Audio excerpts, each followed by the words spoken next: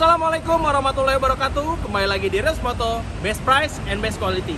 Oke guys, hari ini saya berada di daerah Casablanca. Jadi behind the bike kali ini kita akan ketemu sama brother kita luar biasa. Beliau adalah seorang lawyer dan juga ketua di komunitas Doci Ducati Jakarta. Nah, jadi kita akan ngebahas nih tentang apa sih yang dia lakukan di balik bermain motornya itu. Pengen tahu terus kelanjutannya gimana? Terus di Behind the Bike Reels Moto. Motor adalah salah satu otomotif yang banyak diminati di dunia, terutama yang memiliki cc besar 250 sampai 1000 cc. Dan di sini kita akan mengutip seputar inspirasi dan otomotif motor. Inilah dia Behind the Bike Reels Moto.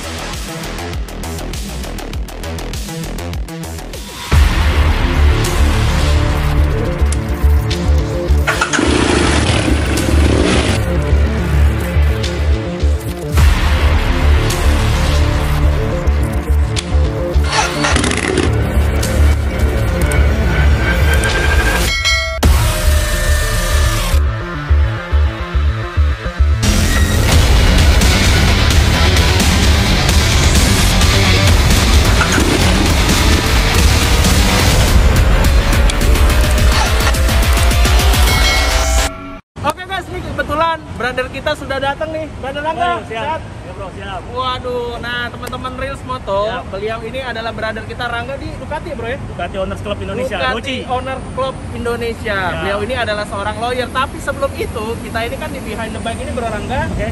Ini adalah motor nih bro. Oke, siap. Nah, boleh gak nih, kebetulan nih teman-teman Reels Moto, bro Rangga ini adalah bikersnya Ducati ya bro? Siap, Ducati bro. Ducati apa bro? Diavel. Nah, boleh gak kita review brother? Boleh. Sehat tapi bro Rangga ya? Sehat, sehat. Udah antigen. Udah antigen, Ya. nih kita udah antigen guys. Langsung aja kita review Ducati Siap. Diavelnya bro Rangga. Siap. Boleh brother ya? Boleh, boleh. Thank you brother. Silakan.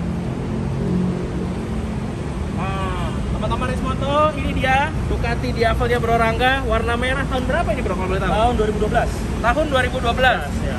Ini biar kedengeran bro Rangga Oh, iya, sambil siap. buka dikit aja boleh ya? Udah antigen dah. Udah antigen, aman gak jadi gas ya? Aman. Ini tahun 2012 bro? 2012 betul. Warna merah. Kenapa pilihnya warna merah? Karena Ducati itu identik dengan merah, bro. Iya. Kalau kenapa Ducati itu kan, ya lu lihat lah, kalau Ferrari itu kan merah. Yang warna lainnya mungkin second layernya lah gitu Oh, ya. iya, tapi sama ini gitu kan, identiknya. Wah, Gitu. keren Jadi banget. kalau gua Ducati harus merah. Nah, cuman gini, yang penasaran nih, motor ini kan variannya banyak bro Yes, Rangga. yes. Kenapa Ducati? Kenapa Ducati? Betul. Berarti merek ya? Benar. Oke. Pertama yang jelas Ducati itu buat gua itu mimpi dari dulu memang sebenarnya. Oh, memang ada dreams ya? Ada dreamsnya memang dari dulu. Ya. Gue juga suka Harley anyway, tapi Ducati itu kayak buat gua kayak art gitu bro. Seni. Indah gitu, lo lihat aja kan lekukannya. Pride-nya juga Ya, dapet ya. lekukannya terus kemudian wah inilah. Itu dari sisi model. Oke. Tapi kalau dari sisi performa, wah nggak usah diomongin lagi bro. Dibilang lagi. Gua nggak mau compare sama merek-merek lain ya, tapi semua riders yang pernah pakai Ducati dan kemudian nyoba merek lain mungkin tahu lah Wah. kenapa Ducati itu enak itu, belok, nikung gitu ya. Apalagi pengereman. Diavel lagi ya. Apalagi Diavel. Diavel tuh Bannya kenapa? segede gini bro, lo lihat. Nah, bannya gambot ini lu kenapa pakai Diavel? Karena kan Diavel ini gue juga pernah pakai bro Rangga ya. Memang motor ini tuh kayaknya nyaman banget ya, apalagi Betul. kalau di tikungan. Tikungan. Ini dipakai hari-hari juga sama bro Rangga. Enggak, kalau hari enggak. Gitu. Ini karena ada Bro Ariel Waduh, aja thank nih. you. Suatu dari hormat. Reels Gua Moto. belum Gua ngucapin yang suatu terima kehormatan kasih nih nih, buat brother. Reels Moto udah di Siap. diundang gitu ya, Ya. buat ngobrol-ngobrol, sharing lah tapi kita tempatnya. Betul. Waduh, keren banget. Siap. Ini pernah touring kemana aja bro Rangga pakai ini? Gue pakai ini udah ke Lombok kemarin, kita Mandalika bro, USBK. Kemarin kan Siap. USBK pra MotoGP ya. Ya. Jadi DOCI kemarin kita November sorry. Oke. Itu kita ke Mandalika. Betul. Gitu. Riding 41 motor. Wih, keren Total. banget. Dan kebetulan bro Rangga ini adalah ketua DKI Chapter Jakarta. Chapter Jakarta. Waduh, kita Siap. bareng Pak Ketua Siap. ini. Ngeri banget. Ampun. Luar biasa ya brother ya. Ampun, siap. Nah, ini kalau boleh dicoba. Siap. Kuncinya. Oh, Oh, di bawah kunci ya. Boleh denger nggak brother? Boleh dong, boleh. Kita Siap. denger nih suara motor Diavelnya brother kita bro Rangga nih. Oke. Ini ya. Oke. Oke.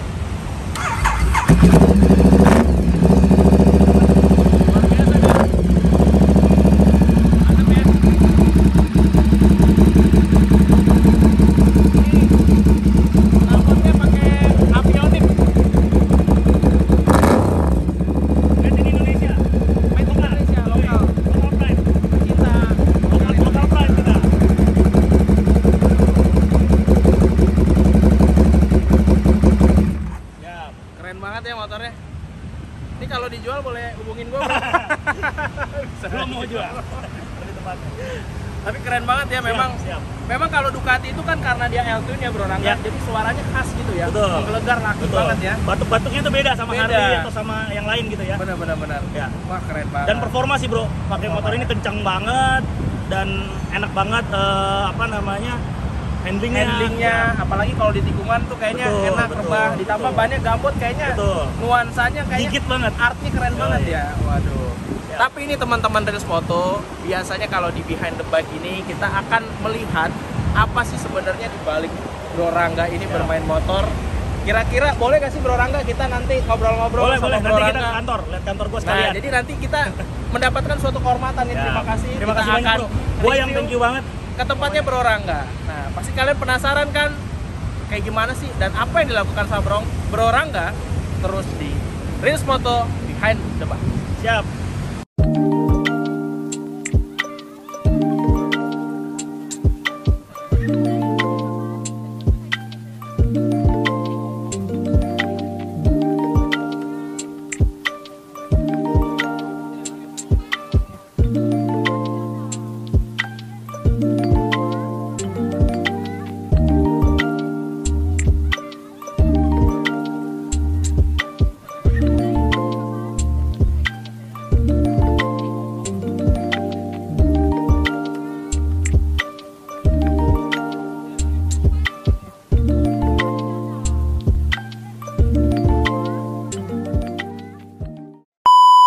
Oke guys, kita sudah bersama sekarang brother kita Siap. Bro Rangga Siap, dari brother. HDRA and Partner. Siap.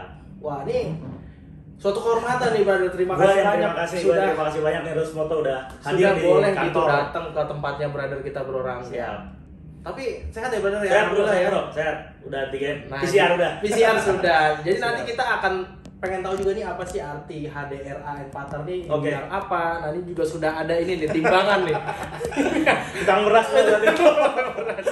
Cuma gini Bro Rangga, kita Ah. Bro Rangga kan kenal kebetulan teman-teman Race Moto. Saya kenal sama Bro Rangga nih di tongkrongan Ducati lah ya. Siap. Tapi belum tahu nih Bro Rangga ini asli mana sih sebenarnya brother? Siap. Kalau boleh tahu. Gua lahir gede di Jakarta, Ya. tapi orang tua asli Makassar dan Surabaya. Makassar, Surabaya. Wah, Tapi lahir besar di Jakarta, sekolah di Jogja, sekolah di Jogja. cari duit di Jepang. Nah, jadi Gitu pindah-pindah ya. Nanti Pindah-pindah, kita pindah-pindah. akan obrolin ini gimana Siap, sih siap. perjalanannya sampai bisa menjadi seperti ini ya, brother ya. Siap, siap. Tapi sebelum ke situ, kita pengen tanya dulu nih, brother. Hmm. HDRA and Partner ini apa sih? Oke. Siap. HDRA Partners ini law firm bro, Ya. kantor hukum, pengacara lah, gitu ya. Oke.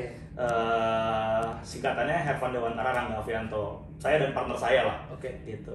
2016 bro kita berdiri ya. Gitu. Jadi sekarang udah tahun ke-6 lah, alhamdulillah. Nah, udah 6 sampai Gitu.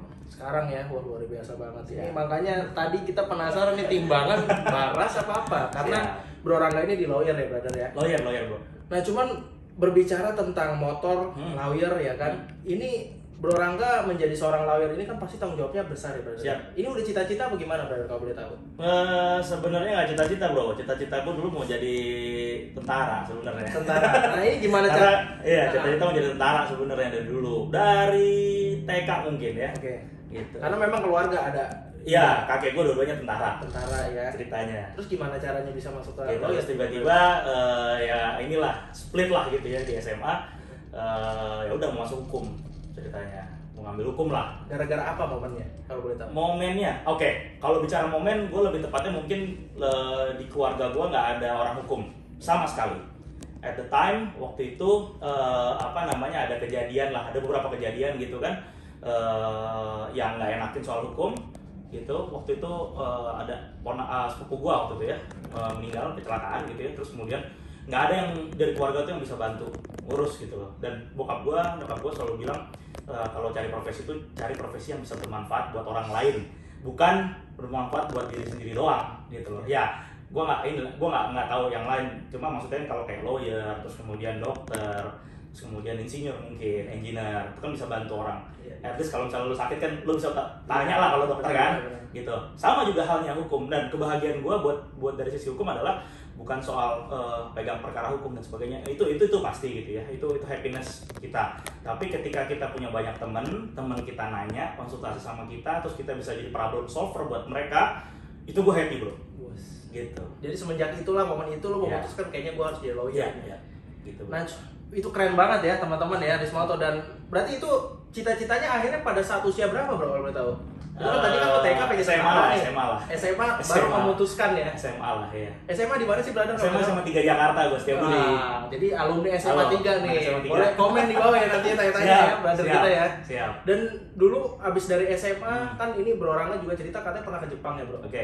Nah itu gimana ceritanya bro? Ya dari SMA gue kan kuliah tuh bro di Jogja. Gue udah merantau jadi di Jogja. Di Jogja di UGM, di hukum ya, hukum UGM. Terus kemudian selesai dari situ, gue sebenarnya masih pengen bukan jadi lawyer malah sebenarnya, tapi jadi jaksa. Sebenarnya beda ya bro? Beda. Okay. Sebenarnya pengen jadi jaksa gitu kan. Ya intinya nggak jadi tentara tapi bisa bantu orang dan sisi hukum tetap sipil lah gitu bro ya. Tapi tetap pakai seragam, ceritanya begitu. Pengen awalnya uniformnya ada suatu kebanggaan gitu. Awalnya begitu bro. Tapi kemudian belok nih ke Jepang gitu kan. Intinya keterima di salah satu perusahaan Jepang gitu, dan bukan di Indonesia ya. Di Jepang ya. Di Jepang. Memang rekrutmennya dia hire memang orang-orang Indonesia dari beberapa kampus gitu untuk kemudian develop kantornya dari sana untuk persiapan bikin cabang di sini.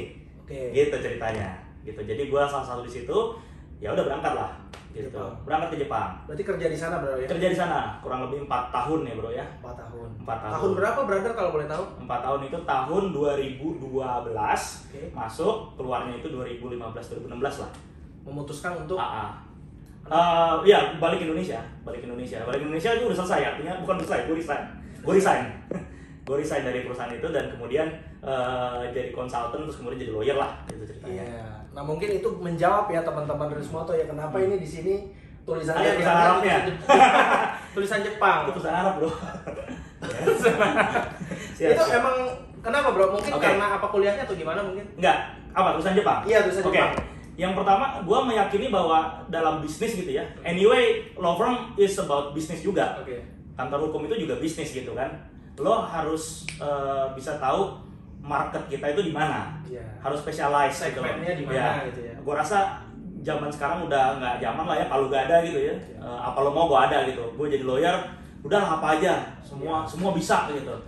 Ya jadi nggak spesifik gitu loh bro. Makanya kita harus tahu kita tuh jualannya apa, kita marketnya di mana, segmen marketnya di mana. Gue rasa semua begitu. Motor juga mungkin begitu kali kan. Betul, ada misalnya dia sport. Ya dia sport, dia misalnya Harley. Atau let's say Harley, ada juga yang jual Harley doang gitu kan. Ada yang memang dia sport, dan itu menurut gue lebih masif ya jualannya ya. Gitu. Jadi ya segala sesuatu harus niche lah, harus spesifik gitu bro. Wah keren banget brother ya. Ini bukan menggurui lo bro ya. Enggak, kayak ini kita belajar ini. Ini kita lagi belajar nih sama kita nih. Suhu nih. Suatu kehormatan nih brother, luar biasa. Brother Rangga kalau boleh tahu sekarang kan sudah family man banget nih. Wah, amin. Anak berapa brother kalau boleh tahu? Anak dua. Cewek cowok? Cewek cowok. Bisa tepat nih teman-teman. Cewek dan cowok. Tapi udah sehat ya brother ya, kemarin kan sempat kita akhirnya reschedule. Ya, kemarin ya di rumah kemarin ya Omikron lah. Iya, alhamdulillah. Tapi sekarang udah aman. Gua enggak tapi. Oh enggak ya. Cuma orang rumah aja. Orang rumah ya. Ya, siap. Oke, luar biasa banget. Brother Rangga nih, kan Brother Rangga juga ternyata adalah ketua Doci chapter DKI nih. Betul. Nah, itu gimana bro ceritanya bro? Dari lawyer kan jadi ini. Ya, pertama seperti yang tadi udah kita review tuh motor kan. Ya, saya memang darah saya merah lah gitu ceritanya. Ducati. Gitu. Ya, apa namanya? Ya kita suka sama motor Ducati, terutama kita kemudian berkomunitas lah, berteman, cari yang passionnya sama, gitu, cari yang apa namanya preferensi motornya juga sama, cara berkendaranya juga sama. Kan kita nggak beda bro, kalau kita pakai motor Ducati riding misalnya sama misalnya Harley, ya. Ini bukan masalah merek ya, cuma kan kalau Harley kan dia maunya kan santai nongkrong, kalau Ducati kan maunya ngebler gitu aja terus kan, maunya ngegas aja terus kan, ya itu kan harus sama gitu ya, kayak gitunya. Nah terutama di Doci kita bareng-bareng, gitu ya, saya gabung di Doci, kemudian tahun 2021 tahun lalu diamanahkan oleh teman-teman untuk chapter Jakarta bro. Jadi di Doci itu ada beberapa chapter lah, chapter Jakarta, chapter Banten dan sebagainya gitu ya, dan chapter varian ya. Tapi dia untuk orang yang masuk Doci nih Bro Rangga nih, kebetulan kali aja kan kita boleh nih diundang sama Bro Rangga. Boleh, itu syaratnya apa sih Bro? Syaratnya kalau Doci itu cukup punya motor Ducati bro. Any type apapun, tipe apa aja, tipe apapun, dan harus full paper. Harus kita tidak menerima yang yang haram-haram. Wah. Berarti ditimbang soalnya. Iya bro. Gitu. Keren banget brother. Dan juga Bro Rangga ini adalah sekjen di Mercy bro. Iya. Nah ini gimana bro? Jadi banyak sekali ya komunitasnya nih. Iya, saya aktif juga di klub Mercy namanya MBW 205 CI, Mercedes-Benz W205 Berarti Klub Indonesia. Khusus tipe itu aja bro? Khusus tipe W205 saja. Oke. Gitu. Itu ya lumayan aktif juga di situ. Kebetulan jadi saya wakil sekjen bro di situ bro. Wakil sekjen di situ. Ya udah gitu aja sih. Kegiatannya apa sih bro? Biasanya touring juga? Sama sih bro, sama motor sama mobil mostly sama lah ya. Ya touring, ya bahas masalah kendaraan, ya tuker apa namanya network lah ya. Kita saling bantu. Kan tujuannya kita berkomunitas itu kan saling membantu ya bro. Benar, banyak teman juga ya bro. Banyak teman, karena saya selalu bilang dimanapun gitu bro, by the end of the day gitu ya, pada akhirnya saya selalu senang banget peribahasa ini, your network is your net worth. Kalau saya senang itu bro, network kamu adalah your net worth. Net worth itu harta kekayaan yang sesungguhnya gitu bro. Jadi ya udah, sebanyak apapun temen lo, itulah kekayaan lo yang sebenarnya bro. Karena dengan teman kita bisa bantu, bisa saling bantu kan. Bukan hanya kita dibantu, tapi kita juga bisa membantu. Dan itu akan jadi indah gitu bro. Keren banget. Ini udah menginspirasi sekali ya sobat motor yang luar biasa ya. Kita harus berguru nih kayaknya lama-lama nih. Brother Rangga, thank you banget nih, luar biasa. Cuman gini Brother Rangga, ini kan kebetulan juga teman-teman di Moto ya, kita kan bikin behind the back ini nggak tiba-tiba langsung. Ini Bro Rangga juga luar biasa, banyak sekali yang usianya masih muda, tiba-tiba wah Bro Rangga sukses nih segala macam. Tapi di balik semuanya itu kan pasti harus proses tadi. Kalau boleh tahu brother lu, untuk proses yang paling terpuruk lo akhirnya bisa benar-benar itu apa sih brother? Bisa di-sharing nggak sih? Oke. Proses lo bisa apa seperti ini? Jadi kita mulai dari kantor ini mungkin bro ya. Kalau jadi kan dulu gue kerja ya. Dulu gue kerja sama orang yang di Jepang. Yang di Jepang gitu ya. Di Jepang terus kemudian ke Indonesia juga kan. Kerja di perusahaan itu. Gue memilih decision untuk kemudian resign, keluar dari kantor gue yang lama dan kemudian mendirikan kantor ini. Itu di saat waktu itu istri gue lagi hamil 4 bulan bro. Which is di saat kondisi yang orang tuh sebenarnya butuh banyak biaya, butuh uang yang aman, safety zone, gitu kan, comfort zone sebenarnya. Gue keluar, bikin ini semua tabungan gue kuras, tabungan gini gue juga jadi ikut-ikutan buat mendanai kantor ini, dan kita langsung dikokaskan waktu itu karena memang segmen pasar kita Jepang tadi. Betul. Kita memang fokusnya ke perusahaan asing, lebih tepatnya perusahaan Jepang gitu. Jadi kantor dan infrastruktur kantor itu memang harus inilah oke lah gitu. Dan juga nggak langsung segede gini ya bro? Nggak langsung segede gini. Gue dulu dari ruangan 2x3 bro, sama partner gue itu gitu. 6 tahun yang lalu ya. 6 tahun lalu. Besar sampai sekarang kita di Kokas sudah 158 meter lah kurang lebih. Udah milik sendiri lagi brother. Sukses terus ya brother. Siap, brother. Cuman brother, dalam menjadi seorang lawyer ini kan nggak seindah yang orang bayangkan. Siap. Ada gak sih maksudnya ini yang topik yang sering banyak orang bilang. Menjadi lawyer ini kan kadang nih bro, ada suatu ketika mungkin customernya Bro Rangga nih, mungkin Bro Rangga tahu itu salah, mungkin ya. Bagaimana itu Bro Rangga menjawab itu? Jadi pemikiran simple orang itu kan, lawyer ini gila kali ya, udah tahu salah, dibela juga, gitu kan.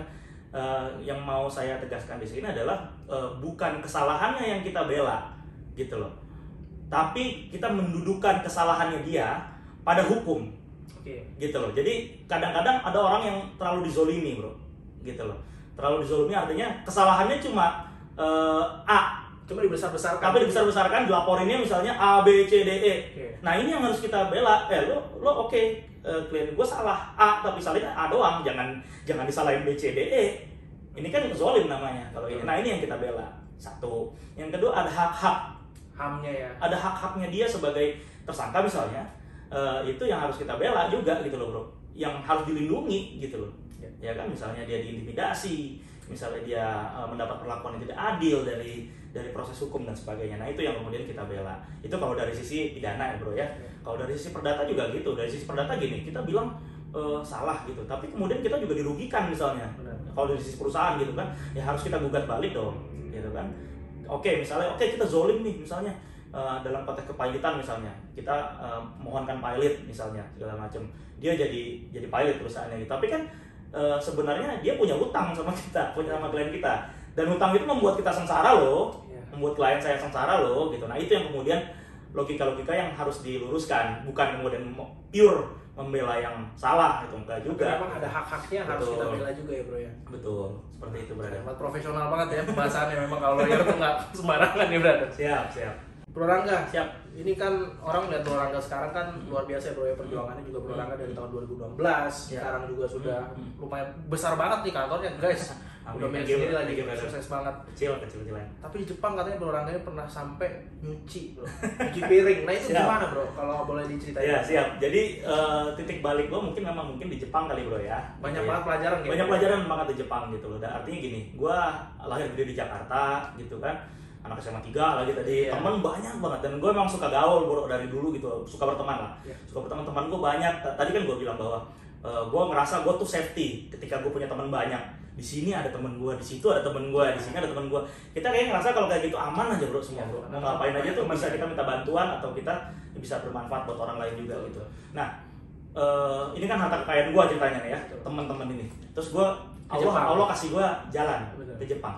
Di saat semuanya tuh kayak di riset gue dari nol semua, gitu kan?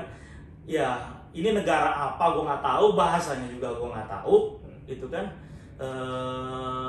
Kehidupannya juga gue nggak tahu, serba salah semuanya. Gue nggak punya teman sama sekali, itu karena berbeda. Ketika orang ke Jepang atau ke luar negeri itu kuliah, dia punya teman banyak komunitasnya, karena dia kan mahasiswa gitu ya. Tapi kalau gue kan ini kerja bro, kerja di saat di mana gue nggak punya siapa-siapa, gue mau minta tolong siapa juga nggak tahu gitu loh pada saat itu ya. Nah di situ gue benar-benar benar-benar kontemplasi lah diri gitu ya. Terus kemudian ya gue sadar ya udah gue harus move, justru ini gue jadiin tantangan gitu loh. Gue harus bisa menaklukkan Jepang ceritanya begitu. Itu waktu lo bro jadi nyuci piring itu memang karena apa bro? Jadi gue itu sebenarnya cuci piring itu kerja tambahan bro. Oh, freelance. Sebenarnya gue di sana memang udah direkrut jadi legal di perusahaan itu gitu kan. Cuma masih baru ya. Maksud gue tuh gue mau menembus, gue pengen punya banyak teman lagi di sini, pengen punya pergaulan yang banyak di sini. Terus ya mumpung masih muda, masih sehat, sebanyak-banyaknya gue bisa produktif. Begitu ceritanya. Jadi gue dulu kerja dari pagi sampai malam gitu ya di kantor as legal di perusahaan itu sampai jam 7, terus kemudian gue pulang mandi-mandi, Skype dulu ya, Skype ini sama keluarga di Indonesia, video call gitu ya, video call jam 10 malam sampai jam 2 pagi itu gue nyuci piring bro. Kerja lagi Buat apa bro cari restoran? Buat nyari temen, buat ngelancarin bahasa gue. Wah. Buat cari uang juga, mumpung kan. Berarti Bro Rangga itu nyuci piring itu biar ya karena kan yang lo datang ke sana nggak tahu bahasanya gimana, untuk memfasihkan bahasa juga. Ya termasuk salah satunya bro. Sampai jam 2 pagi gue. Itu setiap hari gue lakukan 3 tahun ya. 3 tahun. 3 tahun keempat baru gue capek udah. Gitu. Bukan capek karena banyak kerjaan di Indonesia, jadi harus banyak balik ke Indonesia. Keren banget sih. Itu perjuangannya luar biasa. Siap. Nah tapi pada saat nih brother datang saya datang ke sini, ini ada keren banget sih kata-kata. Ini saya lirik ya. Ini ada man who doesn't spend time with his family can never be a real man. Itu katanya Don Corleone. Iya. I'm a big fans of Don Corleone. Don Corleone itu fiksi loh ya. Iya. Keren banget. Maksudnya tadi kan kita sempat ngobrol juga ya bro ya. Iya. Bahwa tanpa keluarga itu mungkin bisa diceritain sih Bro Rangga, apa sih definisi keluarga buat Bro Rangga? Buat gua keluarga segalanya ya bro ya. Keluarga itu titik tolak kita utama, karena semua yang kita kerjakan, semua yang kita cari itu pada akhirnya akan balik ke keluarga gitu loh. Lo jatuh, lo terpuruk, lo sukses, lo jatuh, lo sakit segala macam, itu pasti yang relate banget sama lo itu adalah keluarga gitu. Jadi jangan sampai ngelupain keluarga menurut gue gitu. Dan kita harus tujuan hidup kita itu ya untuk keluarga gitu ya. Udah di NS gitu ya. gitu brother. Itu jadi makanya Bro Rangga ini selalu kalau misalnya di statusnya family man jalan-jalan, nah, mungkin sibuk main motoran pasti sorenya udah dengerin kemana. Harus, gitu. kita harus balance bro. Jadi gue juga belajar dari senior terutama gitu ya, dari mentor-mentor gue juga gitu yang dia juga coba bagi waktunya sama keluarga gitu bro. Kalau buat gue ya mungkin kalau melihat gue banyak banget aktivitasnya di luar, di organisasi aja gue aktif di banyak kan, ada di Ducati, di Mercy, belum di Perbakin, belum di macam-macam di Pradi, organisasi advokat ada Pradi, ada macam-macam lah, belum di API, organisasi kurator, banyak organisasi gue gitu bro. Tapi sebisa mungkin kita harus bisa menyempatkan waktu, memprioritaskan untuk keluarga, dan ketika keluarga ya itu quality time bro gitu. Lupakan semuanya, lu harus fokus sama anak lu misalnya, sama istri lu misalnya gitu. Wah keren banget. Cuman gini brother, ini wah banyak banget ya pelajaran dari Bro Rangga ya, yang kalau misalnya kita kalau ketemu tawa-tawa, wah Bro Rangga mau aja, ternyata perjalanan proses hidupnya luar biasa banget Bro Rangga. Wajar lah kalau brother Rangga bisa menjadi seperti ini. Semoga sukses selalu ya brother ya. Cuman gini brother, di akhir mungkin di cerita di Behind the Bike ini kan harapannya bisa bermanfaat buat anak muda Indonesia. Mungkin ada nggak sih brother tips and trick buat anak muda Indonesia sekarang kan, apalagi kondisi sekarang zaman lagi sulit, lagi susah. Bagaimana sih cara anak-anak muda Indonesia ini, teman-teman kita semua ini mendapatkan jati dirinya? Apa sih yang harus dia lakukan brother untuk bisa ngikutin passionnya? Kira-kira ada bisa berbagi brother? Kalau soal berbagi itu ya, maksudnya kalau soal sharing gitu, gue selalu bilang bahwa kita tuh harus tahu heaven kita bro, gitu. Harus tahu goal utama kita apa sih, mulainya dari ujung lah, dari ujung akhir. Itu yang dibahas sama bro, iya keren bener. Gitu, mulai dari ujung. Jadi gue tuh melihatnya, gue mau naik gunung nih bro, gue mau naik gunung. Lo lihat puncaknya dulu, jangan lo lihat jalurnya dulu. Kalau gue nggak pernah melihat jalurnya dulu, gue lihat puncaknya dulu. Goalsnya heaven lah. Kalau kita manusia kan goalnya heaven ya, betul. Surga gitu kan. Kita mau kemana sih? Nah, kita lihat itunya dulu bro, gitu. Kita set itunya dulu, harus tahu gitu. Contoh, gue kasih tahu ada orang S2 gitu ya. Gue mau ngambil S2 nih, ngapain ya S2 aja, naikin level strata gitu kan. Buat apa? Gitu loh. Lo harus tahu kenapa lo ngambil S2, kenapa lo ngambil S2 ini. Bidangnya gitu ya, itu harus tahu. Jadi karena harus tahu goalnya gitu. Spesifik ya bro. Kenapa sih lo kerja di sini? Lo mau apa? Lo mau jadi apa kerja di sini tuh? Mau jadi direktur? Mau jadi apa? Itu harus tahu goalnya. Enggak, gue kerja aja. Ya, jangan gitu loh. Jadi pesan gue adalah coba set dulu deh. Tentukan dulu goal kita utamanya itu apa. Lo set aja si A gitu pada saat umur 30 misalnya, ini buat yang masih umur 20-an gitu ya. Umur 30 dia mau jadi apa? Buat umur 30-an misalnya. Kayak gue pribadi juga gitu kan, gue nanti di umur 40 mau jadi apa ya, di umur 50 gue mau jadi apa ya, itu di set dulu, lo mau kemana gitu loh. Dari situ nanti dilakukanlah dengan cara-cara yang baik, cara-cara yang benar, jangan nipu orang, selalu baik sama orang, selalu berprasangka baik sama orang. Kalau gue prinsipnya gini bro, gue nggak pernah mau berprasangka buruk sama orang atau jahatin orang. Kenapa? Karena atau mandang rendah orang gitu ya, walaupun dia siapa gitu. Karena kita nggak pernah tahu ya si orang ini besok jadi apa. Contoh Pak Jokowi mungkin ya kan, orang mungkin nggak tahu gitu, ini cuma wali kota waktu di Solo gitu ya, gitu. Pak Sigit waktu itu, Pak Kapolri waktu itu dinasti Solo, Pak Hadi juga waktu itu juga dan lanut di Solo gitu. Kalau kita hanya memandang ini sebagai cuma wali kota, mitra doang gitu kan, tapi kalau kita menjaga hubungan baik ya, silaturahmi yang baik gitu kan, jadi presiden bos. Kita nggak pernah tahu gitu, siapapun, termasuk siapa yang di jalanan lewat-lewat gitu, kita nggak pernah tahu gitu. Kalau kita jahat sama orang, orang itu akan ingat sama kita, terus kemudian dia akan jadi mungkin sakit hati, someday dia jadi apa, matilah kita. Iya. Kan? Harus hati-hati berarti. Harus hati-hati bro. Jadi gue selalu berprasangka gitu, someday ini orang bakal jadi sesuatu, berprasangka buruk aja, berprasangka baik aja kan. Dan someday mungkin gue butuh bantuannya dia, gitu. Dan someday juga mungkin gue bisa bantu dia. Itu ini timbal baliknya gitu brother. Jadi itu aja. Sama yang terakhir adalah don't stop bro. Jangan pernah stop. Gue orangnya don't stop banget sih. Gue nggak pernah mau stop lah. Jadi gue kejar terus tuh semua yang gue inilah yang gue cita-citakan gitu bro. Gimana bro? Ada lagi kah tips buat anak muda bro? Oke, satu lagi tadi selain keluarga tadi ya, gue bahas keluarga tadi. Mungkin yang paling tujuan gitu ya. Kalau tadi heaven terutama kan itu cara kita dapat itu. Tapi yang paling penting dalam hidup kalau gue sih ya, goal gue itu adalah ketenangan sih bro.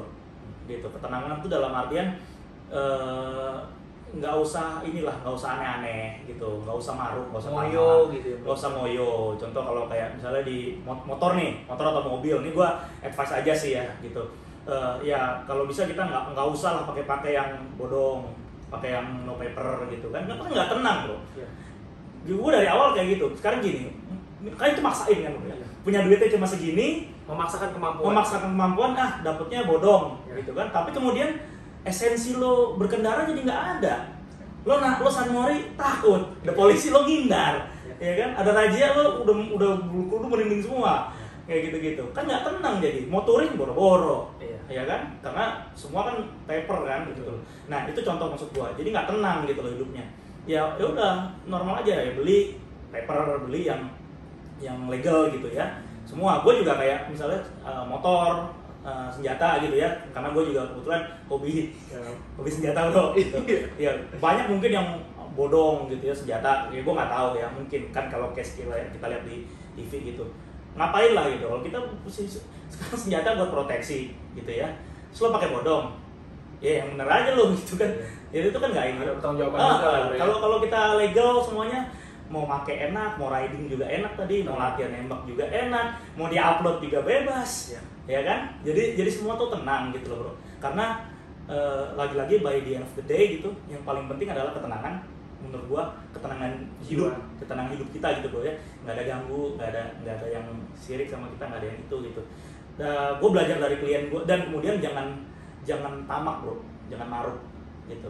Karena gua belajar pengalaman dari klien-klien gua yang kemudian masuk gitu bro ya, ketangkep polisi atau kemudian ya ada musibah gitu ya, ketipu, apalagi sekarang lagi marak token Bitcoin sebagai macam gitu kan. Itu kunci jatuh utamanya adalah maruk bro, Serakah. ya. Kalau kita gue muslim kebetulan, di Islam juga kan berhentilah kamu sebelum kenyang kalau kata Rasul kan, gitu ya. Kita harus bisa berhenti, harus tahu kita stopnya tuh di mana gitu loh bro. Jangan semua harus lo ambil, semua lo paksakan. Nah itu garis bawah itu dipaksakan ya tadi gitu ya. Nah itu penting sih bro menurut gua, buat jadi mungkin insight supaya nggak jatuh. Nanti kalau udah jatuh ketemu gua kan, gua juga jadi nggak enak. Ya rezeki sih buat gua tapi kan jadinya nggak enak bro. Iya kan? Itu penting Gitu. banget sih, keren banget sih. Thank you brother. Siap brother. Ya. Gitu brother. Keren banget ya. Siap. Saya sampai tapi Izin ya, bukan ini nih, tapi ini cuma sharing aja sedikit. Mungkin bisa jadi insight lah buat bareng-bareng. Oke. Wah, keren banget ya brother ya. Gitu. Siap. Speechless brother, udah nggak bisa ngomong apa-apa. Oke brother Rangga, Siap. Terima kasih banyak Siap, brother. thank you. Ini brother Siap. luar biasa banget. Wajar lah kalau dia menjadi orang sukses karena Nggak, bukan apa-apa bro. Gue bukan apa-apa, gue banyak. Intinya gini, gue cuma satu terakhir penutup dari gue mungkin. Gue bukan apa-apa, gue cuma proses lah gitu ya, proses untuk ya belajar lah sama-sama. Gue juga belajar dari bro, belajar dari semua. Kita harus belajar dari semua orang yang kita temuin lah bro, gitu. Dan masih banyak yang harus dipelajari bro. Benar. Wah, pokoknya luar biasa banget kalau buat gua sosoknya Bro Rangga. Semoga makin sukses selalu dan maju dan terus bermanfaat. Terus foto juga makin sukses, makin gede, makin cuan-cuan. Amin. Makanya kita belajar nih. Siap. Siap. Oke, terima kasih ya brother. Sekali lagi sukses selalu ya. Siap. Oke, teman-teman Rismoto, jangan lupa like, comment, dan subscribe video ini apabila video ini bermanfaat untuk kalian, dan terus nonton Rismoto karena terus mengutip seputar inspirasi dan otomotif yang pastinya bermanfaat untuk kita semua. Sampai ketemu lagi di Rismoto, best price and best quality. See you guys.